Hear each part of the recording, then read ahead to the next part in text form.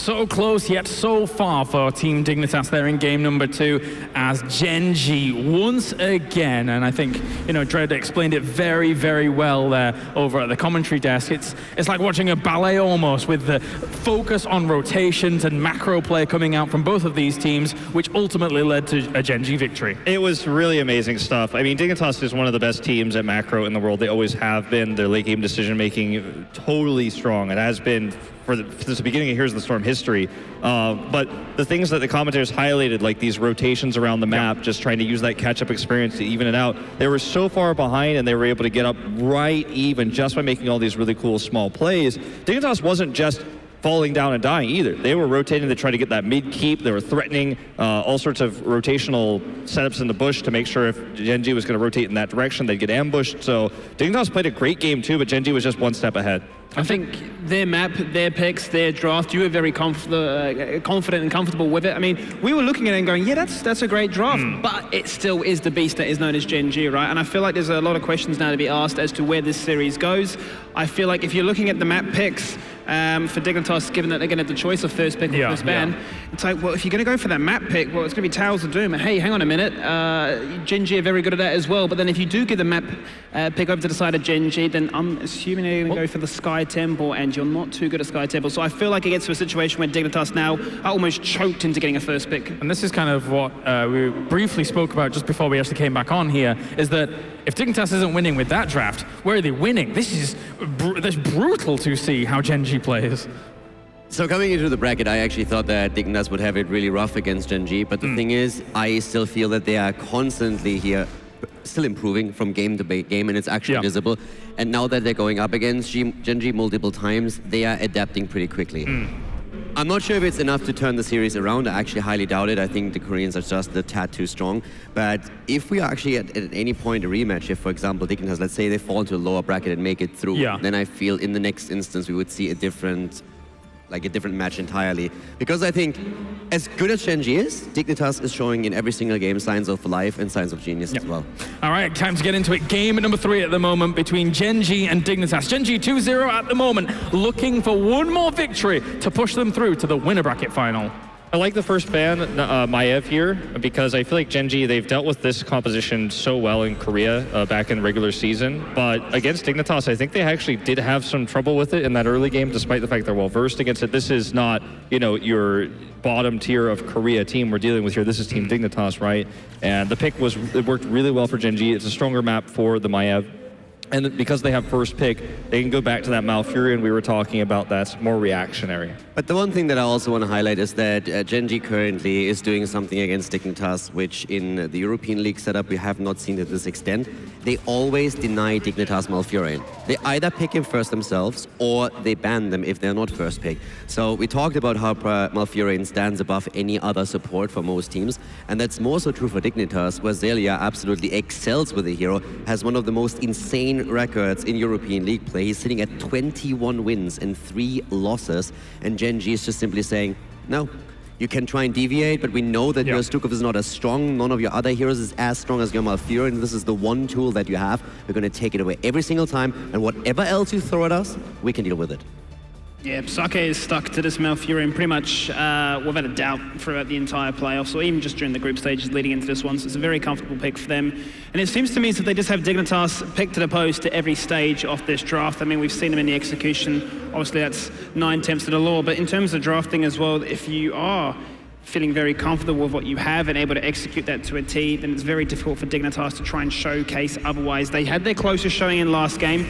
Tomb of the Spider Queen, though, is once again an EU classic, but Genji are no stranger to this map.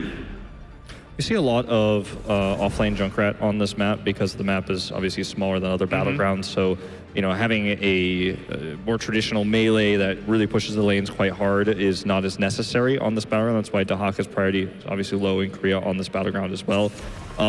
We see the Stitches ban come out here as well, some respect there.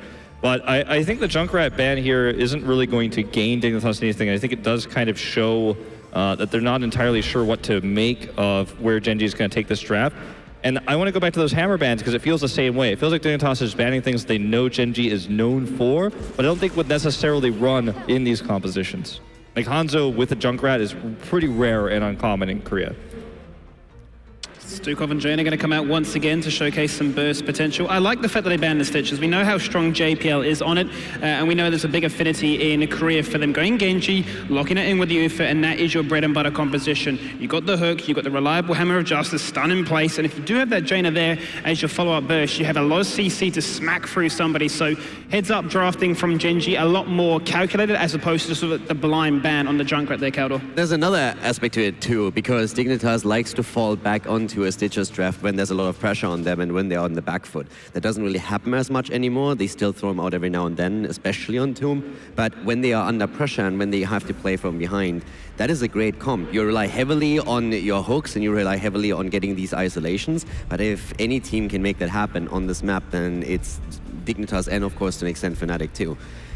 I still like what we're seeing here from Dignitas what they draft. I feel Genji is going to allow them to rotate quickly on the maps and trying to get that early pressure. We talked about that Stukov and Jaina aspect. They just need another tank for initiation. Could be Muradin that they're going for. If it was Fnatic, I would probably highlight an Uberrock at this point, but they definitely need someone that can get that initial stun in. The Lunara is, you know, a little bit puzzling to me for Gen.G. Obviously, she's proven to be quite strong throughout this tournament in the right hands. To add that asterisk there. She does a lot of damage in terms of dealing with the structures and pushing the lanes with her Nature's Calling. She can also scale well into the late game if we do end up getting to that stage, which does happen quite a lot with European teams, especially versus Asia. But it's not a common pick for Korea. It's not a comfortable pick. And it's fairly risky into what Dignitas is running, so I'm not a big fan of it. But again, we haven't seen Korea do this in a long time since double support running the Lunara, so how well it's going to fare is yet unknown. Thoughts on the variant? I mean, I wanted an initial stun. I expected something along the lines of Muradin, especially with JPL's preference on the hero. Variant fulfills this same tool, but he doesn't have... I mean, it's a little bit interesting because we've seen him only against Tracer so far. Yeah.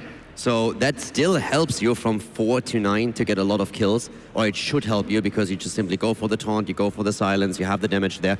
The question just is Gen.G going to give them these kills? But Dignitas is definitely trying to get early game kills and snowball it from there through a double turn-in. Time for predictions. I really don't favor the draft of Gen.G, and I think that Dignitas has built a draft to control that early game, something that's been the theme of this entire best of 5. But at the same time, I've lacked faith in them in the group stage. I was wrong. They were able to, even after taking early losses in game 2, bounce back, and I'm going to stick with my Gen.G prediction here. I'm liking what Dignitas are doing personally. I'm going to stick with the Gen.G prediction as my going forward, but I like Dignitas are highly prioritizing the early game. That is where the strength comes from. That is their best shot at trying to take down Gen.G. It's just the consistency leading into mid to late game where Gen.G are fantastic at stalling things out. You hit 20, then they say it's game over. I'm actually going with Dignitas. Okay. I think they have... I like the idea.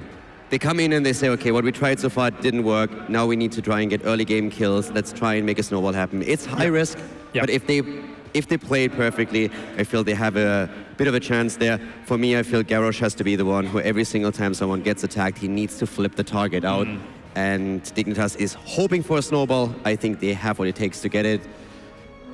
I mean, it's like at some point I have to vote for the Europeans here. I can't go 0-3 against them. So yeah, I'm saying this is the game where Dignitas has a chance. I think it was their best chance of all 3 drafts, in my opinion as well. There is a strategy there, and I like it. Well, I have to go back to Gen.G. I'm sorry. No dance? No dance. You're not joining me here? I got close in the previous game.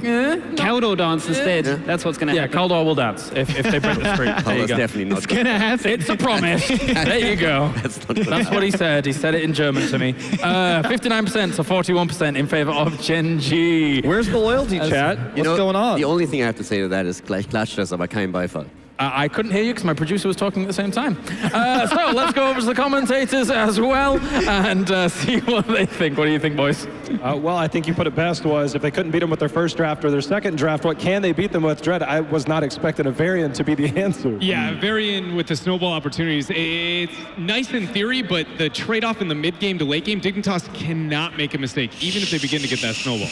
You have to believe. You have to take this on faith. I tried once. I have faith in 33-0. Yeah, exactly. That's what I have faith in. There you go. Don't come at me with that logic, okay? Have fun, guys. All right, well, I actually did get that translated in my ear. Caldor will be dancing, so everybody has something to look forward to. He's not on screen to deny it anymore. Needless to say, Dreadnought, we've got Genji up 2-0, and a variant pick here when the Stitches was denial. We know Dignitas loves to go back to that Stitches. Yeah. And now we're going to figure out if Gen.G can close this out and move on to the winners finals here.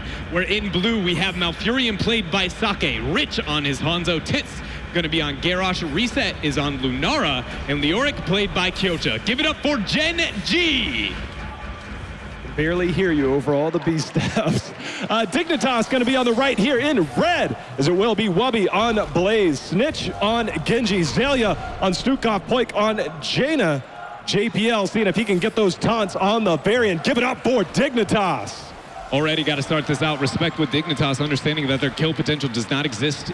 You know, it gets heightened when they have the opportunities to be able to try and get this minion wave block. The goal for this is to make the halfway point where the minions typically meet a little bit closer to them, so the kill potential that much better into their favor. But a nice Wraith Walk immediately out from Kyocha, and it looks like rotational advantage is going to fall in favor of Gen.G pretty heavily here. Snitch already putting quite a bit of pressure there onto Reset on that Lunara. That will be a point of interest for Snitch throughout this game, is to try and get on that somewhat squishy backline with the Malfurion. If he can get going in that late, or in the post level 10 essentially, then they do have that. But again, a lot will be prioritized on that front line. You get that charge, you get the taunt, you get the lurking arm, you get Jaina, you get a swift strike. We could be looking at that early game potential. But in that downtime, until the forward marks hit, Gen.G, the world is theirs. Rich should be as dominant as he possibly can be within the 4-man, looking to get a lot of stacks there on that level 1 choice from him. But it's really, you know, Hanzo is one of the best at dictating control when looking at these top and middle lane here. You know, I often think of Heroes Hearth and Crow and how often we saw them constantly use this hero to kind of dictate the pace of the game.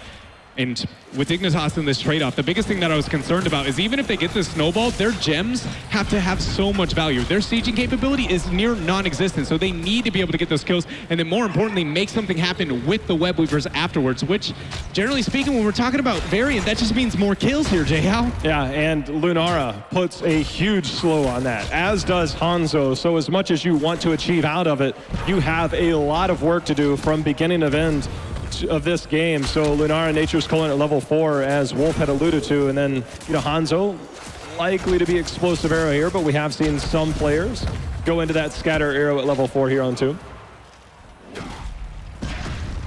Dignitas is one of the better teams in the world to be able to put rotational pressure into the off lane. And Kyocha onto Leoric is definitely one of the more vulnerable ones, having Snitch on a Genji to be able to get that track down on that bottom half, which is why we constantly see Dignitas making that happen. When the 4 hits, I expect a different play coming out from them, again, to be able to match in that kill potential with the Jaina and friends. And this is where Dignitas is going to be able to, again, round that kind of curve. And we'll see how much kill potential they truly get, because for now, the wave clear and control in favor of Gen.G. It looks like they might try and do that behind a night camp, as we see Stukov and Jaina on that mini-map. They've started this. They should be able to push in under this. Nature's Culling was picked up, as was Explosive Arrow there for Hanzo. So we'll see if they can siege up underneath this, see if they can find an opportunity to get onto Test. Remember, that is a Garrosh, so every time that Blizzard comes down, that armor continues to go up. And Gen.G, they recognize, hey, well, you've got a camp pushing, we're going to try and get one of our own. Yeah, see if they can get it times better here than Dignitas, or if Dignitas is able to stall it out. And in fact, perfect timing here from Gen.G. You know, I don't know why I expect any different coming out from a roster like this. Being able to stack it here onto the front wall, and actually in that off lane, Snitch, as I said, make the transfer down, and they get the kill. Very well done here for Dignitas. But Dignitas comp can't just have 1 to 2 kills. They absolutely need to snowball this game out of control. Almost as bad as we saw Gen.G snowball Dragonshire versus Team Dignitas. I think it's hard to really put into context just how much they have to do. Yeah. It is almost, I don't want to say it's impossible. This is Dignitas, but you're going up against a team that they like to kill you back. That's the problem, right? And so it's like, all right, well, you're going to get a kill. It's not going to go for free, so we'll see how that goes as we see Reset and team clearing up this top lane. Dignitas, 1 gem short of a potential, should have enough. They have enough now if they can get them turned in. So we see Leoric actually lost a handful in that bot lane, so Gen.G still a little ways to go. And I actually would really enjoy if Dignitas didn't force a turn in very quickly here. Stick around because they got that kill on the bottom half. They have the gem rotation for a little bit longer here into their favor. But more importantly, it puts them in an opportunity to be able to wait it out and not get those early web weavers. The web weavers don't scale that effectively. And you and I talked about how much they need to make happen. So when they make that happen, dance around, look for a couple of kills with the Varian. And then if the, Gen.G gets that much closer or things like, then you may be able to get that snowball and, look for that force with the web weavers. For now, though, for an optimal time, as you and I have discussed many, many times, an optimal time is that 7.5 to level 8 mark. Yeah. Because then you can get walls, and the fort walls are what kind of propels you towards that level 10 There it is. and gets that snowball. And we see Poik, he's actually going to get interrupted by that Sonic arrow, but if they can get the turn in right around now to level 8, they can snowball, and you'll see right around, they'll be even right around level 8. And if Dignitas is able to get those walls down, then they'll be shooting for 10. Right now, Gen.G not letting that happen. this is very well done by Dignitas to get that off-lane pressure to make sure things kind of don't snowball on that southern half of the map. Zalia get caught out with the groundbreaker, going to get flipped over. No kill potential yet, but the body blocks there. Rich with the scatter arrow, and fighting back is going to be Gen.G, Varian, and friends trying to make something happen. But it's actually, both of these compositions, especially Team Dignitas, if they're the initiators, things are okay. If they're getting initiated on, Varian and Stukov struggle heavily at turning around those fights. And I feel like it was showcased pretty well there. Yeah, a lot of it requires, you can't just have one element of that. You're not killing a Garrosh with just a Jaina. Maybe, I guess, if you get that level 16 talent, the armor reduction, and then get that level 1 completed, but that is much later in the game. Needless to say, Gen.G here with the first turn, and not going to be that of Dignitas. We'll see how much they can get done. As you can see, that mid-wave did take some early siege damage from that night camp. This is going to be Gen.G's opportunity to potentially snowball this, but JPL and team seeing if they can get a pick in the meantime. Looks like they're going to have to concede, fall back, and defend. Yeah, at some point they're going to have to fight past one of these web weavers to try and catch Gen.G in rotation. But we need to keep in mind that there are about 30 to 40 gems in the hand of Dignitas. So if something happens more than just heavy amount of sieging, and keep in mind the major experience spike that we're going to see Gen.G be able to claim for themselves with this web weaver phase, it's very difficult for Dignitas to find that next turn-in opportunity. And even more so, again, if we see any kind of kill opportunity. Interesting decision-making here with the rotations from Gen.G with more priority over to the mid lane. Top's been cleared out for Team Dignitas, but likely we're looking at the first 4 of the game. And again, 10 is closing so very close.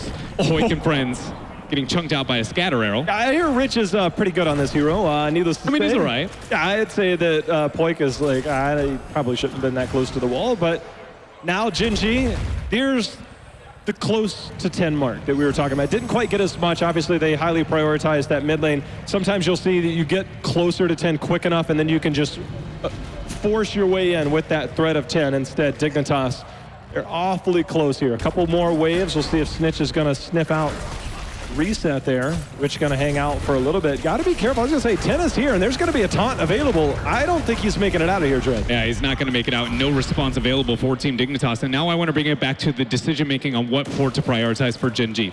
We talked about the lack of wave clear that Dignitas has, and we know that they need to be able to get a lot of kill potential and things of the like.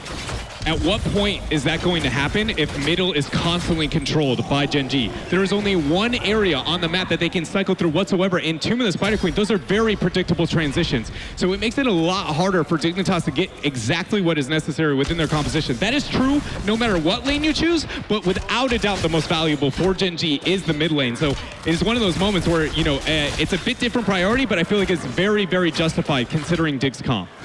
We're going to see if Dignitas can get that turn in. They are holding on to several gems. They have that night camp pressuring mid, but they need to get a turn, and they just need 8. It looks like Varian might be in position. Scatter arrow just going everywhere. The Sonic arrow out, going to stop him as well. So Dignitas still not able to. Scatter arrow chunking away at Varian. Snitch manning the front line, trying to see if he can find an opportunity, find some poke potential. But right now, Gen.G is giving Dignitas fits, and they are able to turn this in, and now Dignitas they're going to have to deal with the camp middle themselves. Dig moving up. Reset with a nice amount of dismount there with the Thornwood Vine, but he's a bit isolated. Dig tries to capitalize. Dragon's Arrow, a nice route there, buys breathing room here for Gen.G. Taunt goes down onto Hanzo, but no kill potential with the Lurking Arm. Isn't there in time. Natural agility gets him out of here. Snitch tries to make something happen, but he's immediately flipped. Edge strike used. Protect drop there. Kyosha actually into the Frayed. And nobody drops there. Lots of fireworks, and Dignitas actually winning in the heroic count now. That is definitely something in their favor. So we see bunker was not used, not needed. Camp going to be dealt with here in the mid lane. Again, a small advantage for Gen.G as they're starting to collect more and more gems, starting to get closer to a turn in themselves. But Dignitas desperately needs to gain some control over this battleground. They are sitting on 74 gems, 42 turned in. Only need 8 of those to go in.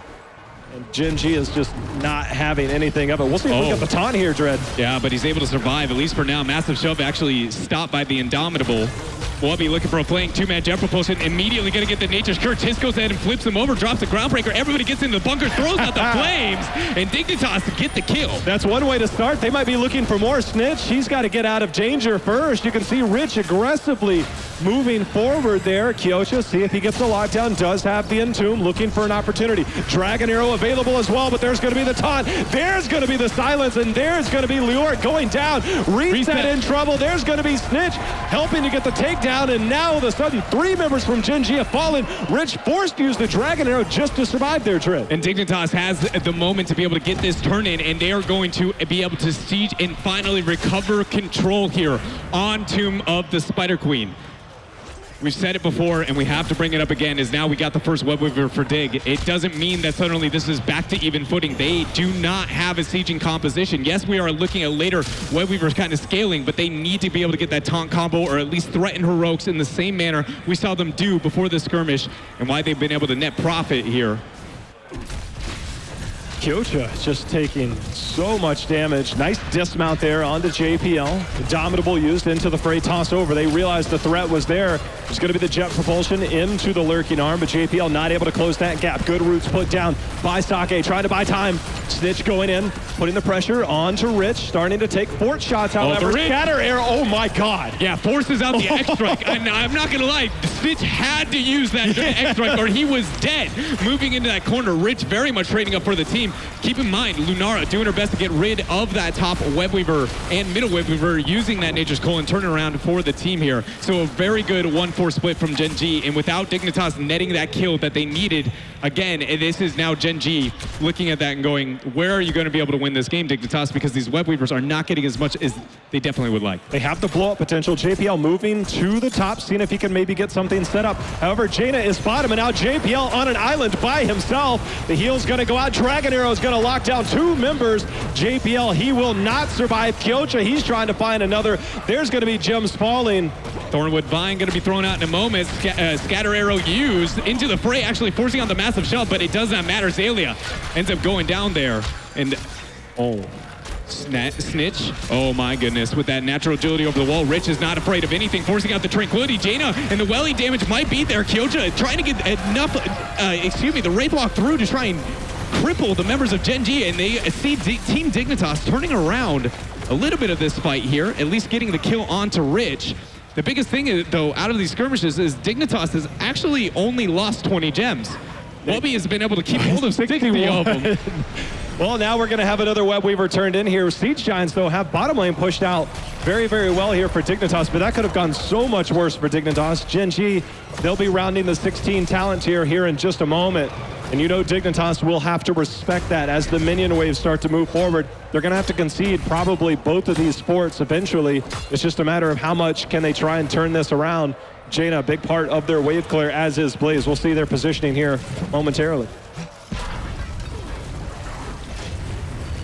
Snitch is getting pressured on the top half. Groundbreaker didn't land. He actually gets the cyber agility over the wall before the top, but then the root there from Sake. Another Groundbreaker set. Oh, my Scatter Arrow. Rich never misses, dude. He literally can curve the bullet every single time. He hits the smallest of walls and always hits the kill target there. All right, top lane looks like where the focus is going to be here for Gen.G. No 16 yet. Jaina does have that wave clear available. Blizzard goes down, but not before big one. Takes a little bit of a break, puts out a little bit of damage as the minions go down, as will the keep wall here in just a moment. But Gen.G respecting the 16, now picked up here for Dignitas. Does have that kill potential. It looks like Wubby still hanging out in that bot lane. He's going to try and get that turn in. Yeah. Looking to get a backdoor turn in, but there's a 10-second difference here after that Web Weaver ends up dropping. Arian looking to join in with him as Dignitas pick up the night camp for themselves. Every time we've seen Dignitas do this, there has been an immediate answer from Gen.G doing the exact same thing, and that's not going to stop here. 3 nights in, 3 mirrored responses from Gen.G. Jaina did go into Northern Exposure, so that armor reduction on 16 when you do hit that cone of cold. So we'll see if that can have an effect here to get those blow-ups. They've been looking for them, but only 5 kills to 5 so far. Dignitas still unable to find the big one, the big team fight that they're looking for. Gen.G starting to move forward. There's going to be the Dragon Arrow. It's going to part the seas. And now Kyocha, can he get in there, Dread? Yeah, he was looking for a big entomb opportunity there on the Poik, but able to make it out now. Still quite a few gems necessary here for Gen.G before they have an opportunity for a Web Weaver phase. Not getting the top keep puts them in a position to not, be able to threaten that boss like we traditionally see, and also looking at, not full scatter build, understandably so considering it's Tomb, but that does lower the boss racing capability for Gen.G. While be caught out, gonna get flipped over, forcing out a bunker. Bunker already down though, but JPL seeing if they get the target. Look at the instant blow up onto Rich. They get the second kill. That's gonna be Sake going down. Charge in onto reset is gonna buy a little bit of time as the end of the fray goes, but that was insta-kill. Instant kill, and Dignitas waste no time. They're going to make the transfer out here towards that boss. You might be asking, why not go for the Web Weaver phase into the boss itself? And the answer is it's easier for Gen.G to be able to respond if you go in that order than going into the boss in the Web Weaver phase directly behind it. There's not going to be enough gems available whatsoever on the map for Gen.G to make it happen and get a Web Weaver phase for themselves. So instead, the answer is getting Siege on the bottom half of the map, looking to get the Giants to make that Web Weaver phase that much more difficult or at least less profitable for Dig. Again, it's a window where Dig is getting a small victory, but they need map control, something else with it. And this is the moment where they gain control of this game, if they ever do. The hard part is Siege Giants will take control of the bottom, so they have to make that something happen here in the top lane. Boss moving forward, and that is a massive minion wave here with it, and the Web Weavers will be soon to follow as they're still down in experience, but it's about to be made up for in abundance here. You can see Kyocha going out, trying to reduce some of the damage. Boss, about 50% health. The Web Weavers now have spawned, Dread. Lunara still not joined whatsoever here, showing herself on mid, so a 1-4 split again for Gen.G, and Dignitas have to capitalize on this. They need to use the kill potential of their composition while they have a man up. Kyocha, Wraith walking through the members. They go in with another jet propulsion along with the lurking arm, but they buy time there with the Dragon Arrow. Bunker dropped. Looking on the back line. Kyocha in the 1v1 into Poik, but they turn around with the X-Strike and they get the kill. Get it for now. The keep starting to fall. They might still have enough behind this as it is a 5 versus 4. No 20 tier yet. So Water Elemental spawn, they're going to go ahead and retreat, fall back, look to cycle out over mid, see if they can get some more structure damage in. They should also have enough for another turn in. We'll know here momentarily as the last Web Weaver still barely surviving. But now the race for 20 here for Dignitas. Could this be the moment that they're able to start to gain complete control, potentially try and end this game, get back in the series? As we see 78 gems reside in the hand of Dignitas, and they will be able to pick up 20 talents here advantage. In that downtime, they need to be able to force that Web Weaver phase. Middle fort still stands, so rotations are a little bit more difficult. Typically, you'd say you want to be pressuring in the middle half of the map at this point in time, but do you want to waste that much Web Weaver, kind of HP available, as it does lose HP with distance and time? We'll find out. Dignitas rounding the 20, and Web Weaver, can they close out this game? They don't have a whole lot in reserve, so it's a matter of, do you go for it all here and then take a 20 versus 20? I'd say at minimum you need another keep out of this to say that you have control, because if you don't get a keep out of this or you don't end the game, I'd say that it probably wasn't worth it, and then Dignitas, they're just going to have to fight 20 versus 20 against this. Needless to say, Web Weavers are here. See what Dignitas can make happen. Not a 1-4 split, at least not quite yet. Leoric, the offlane splitter this time. Snitch trying to capitalize, forcing out actually an Entomb there. Big win for Team Dignitas, as they're going to be able to claim this middle fort. Top Web Weaver sieging up, looking to get damage onto the core. Reset on that Lunara, looking to deal with that. Dignitas make their classic rotation now to the bottom half, looking to join this Web Weaver. And this is where Gen.G holds their stand and look to turn this fight, or Dignitas get a couple of kills and maybe win this game. 20 is picked up now for Gen.G. You can see Kyocha on the flank. Keep it on your mini-map. New York will be coming in. Taunt. Still 20 seconds. There's going to be the taunt. Can't get the blow up. There's going to be the damage. They Next do. going to be the switch strike in. That's going to be kill number 1. But Poik is falling very, very low. The scatter arrow along with the heal there. Is Azalea able to get the health up for Poik and friends, so they hold on for now, but this Webweaver has been effectively dealt with. 50 seconds before Garrosh joins back in. Kyocha questioning if he wants to advance, but Zaylia with that massive shove makes it a very clear answer. But Dignitas, are they going to stick around here over this bottom keep? Looks like they're going to turn their attention towards the night camp, maybe posture up with this on that mid keep. 33 seconds away before Garrosh is here. Wubby starting to clear the mid lane. Again, I feel they need to get another keep. They need to get more structural control because right now, Gen.G is still sitting on enough gems for turn, and it's going to be a while before Dignitas has that turn in. I'm not sure how I feel about this rotation either, grabbing the night camp to be able to get pressure through mid, but that's not going to be enough, I think, to buy enough time here. Maybe it will be. Dignitas with that swift rotation end up getting the bottom keep to their name, and that is absolutely a colossal win that restores a lot of the macro pressure here. Now that they have both top and bottom keep down, the one lane that Gen.G's been focusing throughout mid is the only one that they really have any advantage in whatsoever. Dignitas in prime position to be able to close this out, but there are enough gems for Gen.G, not the same story in Dignitas. It's going to be a while. They're sitting about 23 gems short currently. Boss still a point of contention as we start to move through this game. Getting all the camps, help continue to keep these lanes pushed out. But right now, Gen.G, it looks like they might have that turn in. As long as there's camps, as long as there's catapults, this neutralizes a lot of the potential push from those Webweavers. So nice heads up play here by Dignitas. I feel for Gen.G, Dread, because they just had enough for turn in. They might need to be aggressive with this to make it even halfway worth it. Completely agree. And actually, Dignitas see this, and they're going to get the, at least attempt to get the pick onto Sake, but Snitch forced to use the X-Strike. Wubby comes in with the Jet Propulsion. Dragon's Arrow lands onto 4 members. Rich and friends poking and prodding Snitch, trying to get the retreat. Keep in mind, Leoric flanking from above. This is a very risky position for Dignitas. Oh my Entomb. This is going to be a problem for Dig. Buried alive. Let's see if he can land it. It's going to land under 2 people, and let's see if that's going to be enough. Bunker not in position, and that's going to be 2 people down already on the side of Dignitas. JPL trying to get into that bunker, trying to get out on the other side. Wubby pushing back, but I don't know if this is going to be enough. Tranquility's holding Dread. Yeah, JPL trying to kite and keep himself alive, but it is not going to matter. He is the 3rd man to drop. Wubby kiting away, but Kyocha's not going to let that happen there. And with these 4 members of Dignitas down, Gen.G likely looking to lock in this game and shut out this series. They should have it. I mean, this is still a long time before we see the members of Dignitas up, and those Warriors especially.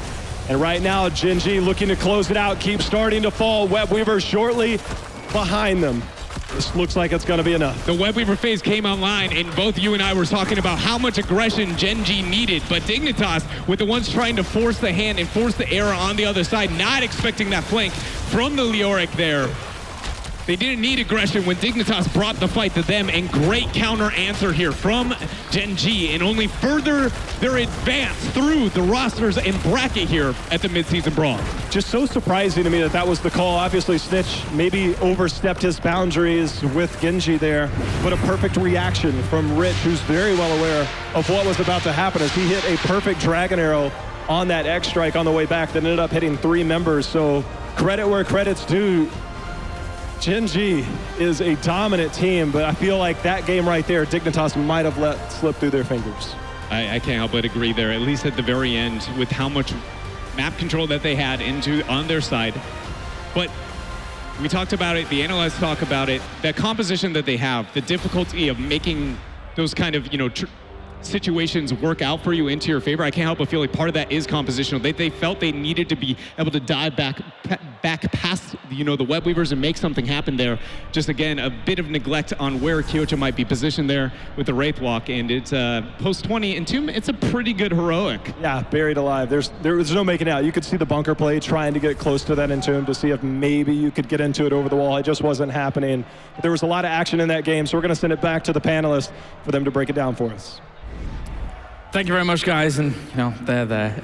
Like between us, we kind of have one victory. We do. From game 2 to game 3. I think Twitch is happy because we didn't get to see any dancing personally. Oh yeah, it could have been a little bit awkward. Could have been some cooldown. It was close. It was actually close, and I still like the idea behind the draft. They took a risk, didn't quite pay off, but I think they show that they have a chance to take games off Genji. It didn't happen here, but I think if it comes to rematch at any point, they have a good chance of adapting maybe a little more and take it further. I mean, I feel like if this was 2017, say, Dignitas in those games would have potentially taken those games and then pushed the series on a lot further. But here in 2018, Mid-Season Brawl, Genji looks unstoppably strong, like very, very powerful when it comes to recovery potential even there. They do, but I do want to point out that there were definitely some moments in that game, and it's not a replay, but just there are moments in that game where Kyocha overextended. You know, he's basically showing his Wraith walk, he's threatening Entombs, and then stayed too long and died. And you could see these moments where Rich overextended in the bot lane as well and was blown up. I think you could see in some of these moments where we saw mistakes from Gen.G the power of this composition, because one misstep and members are dying. You know, whoever's out of position is getting stunned, silenced, taunted, and you've got the burst damage coming through from Janus. So there were some scary moments there. I think Gen.G definitely needs to respect this type of composition. It's the same problems that Ballistics had against Tempo Storm as that burst. Oh, let's take a look at the top 3 plays here from our series, with the 3-0 coming out from Gen.G, of course, as we take a look at moment number 3 here in a second. And I imagine a lot of these might be on the side of Gen.G, because again, their recovery potential is phenomenal, Skimmy. Really is. I mean, this is in game number 1 where we start things off here. They look to try and collapse onto Kyocha, as Wolf was already mentioning. It's almost like they're trying to put all their eggs into the basket of abusing that solo lane. They do end up taking him down, but across the map, Gen.G were doing other things. Yeah, just basically punishing the fact that Gen.G wanted to squat that shrine to grab a Dragon Knight. This is going to be another one of these fights here on the shrine where Gen.G gets caught and taunted here. The bunker placement really cool as well, coming in from Blaze, so that it made it a little bit tougher to escape there. The structure just kind of getting a little bit blocked. So 2 great plays here by Dignitas in terms of team fighting.